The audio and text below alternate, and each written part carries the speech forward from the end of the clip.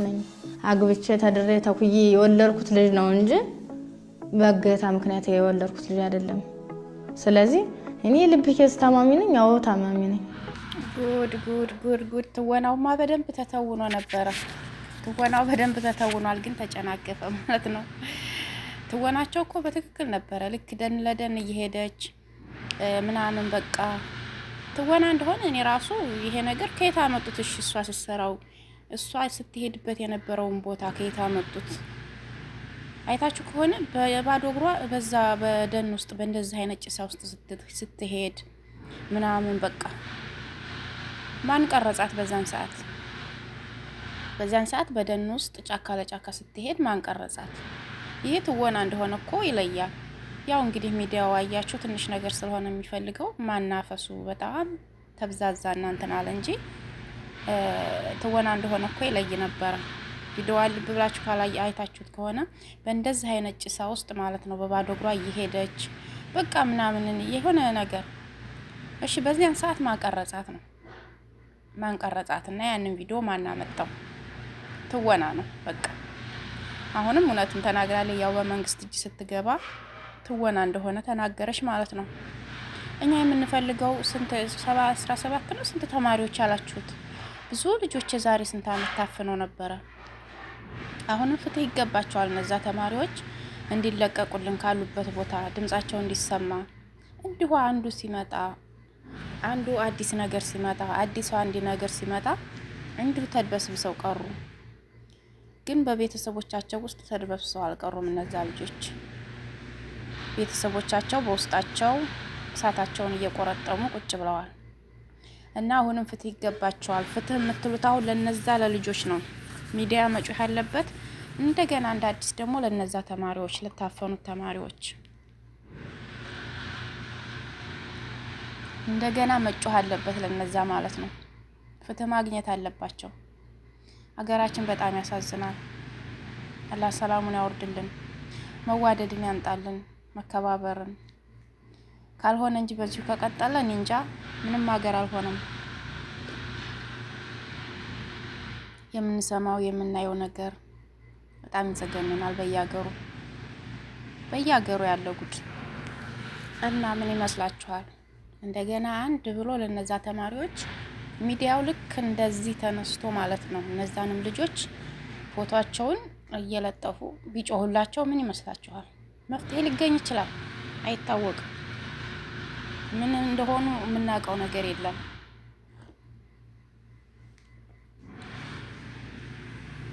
እንደገና አንድ ብሎ ቢጮህላቸው ነው የምለው እኔ።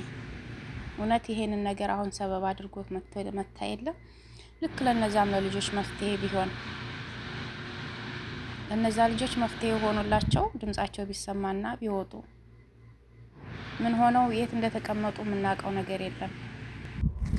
ደግሞ ዋናው ነገር ስለ ብርቱካን ጉዳይ የሚያውቋት ሰዎች የሰርግ ቪዲዮዋን ሁሉን ነገር በቃ ከባሏ ጋር ሼር አድርገውን ነበረ። ባለትዳር እንደሆነች አሳፋሪ ነው ለነገሩ።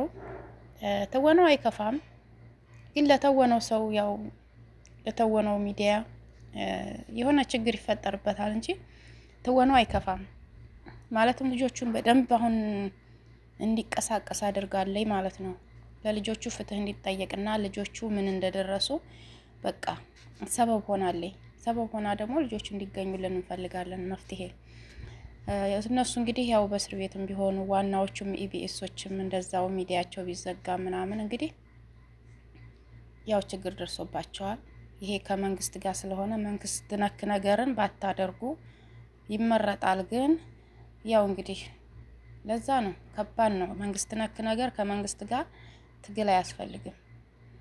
ስለዚህ አሁን ልጆቹ መፍትሄያቸው እንዲገኝ ነው። እሷ ሙሉ ትዳር እንዳላት ባለ ልጅ እንደሆነች ድል ባለ ሰርግ እንደተዳረች ብዙ ነገሮቿን በቃ ራሷም ተናግራለች። ብዙ ሰው እየተናገረው ነበረ በሚዲያ ላይ። ያው እንግዲህ ውሸት ነው እንዳሉት ማለት ነው። እሷ እንደዚህ ይሄና ያህል ጥቃት አልደረሰባትም እየተባለ ነው የተባለችው። እንግዲህ መንግስትን በመንግስት ቁጥጥር ስር ውላለች። ባለሚዲያዎቹን በመንግስት ቁጥጥር ስር ብለዋል።